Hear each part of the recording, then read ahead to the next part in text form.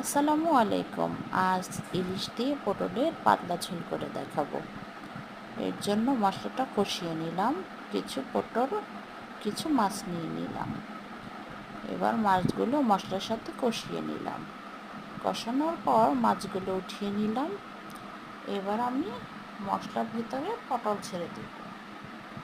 পটলটা ভালো করে আস্তে আস্তে আমি কষিয়ে নেব নেড়ে চেড়ে। পটলগুলো আস্তে আস্তে নেড়ে চেড়ে ভালো করে আমি কষিয়ে নিলাম। কষানোর পর কষানো মাছগুলো আমি পটলে ছেড়ে দেব। এরপর পরিমাণ মতো পানি অ্যাড করলাম। এবার তরকারিতে বলক আসার পর আমি ধনে কুচি আর কাঁচামরিচ দিয়ে নেড়ে চেড়ে 2-1 মিনিট পরে নামিয়ে ফেললাম। কেমন হয়েছে আমার পটলের ঝোল?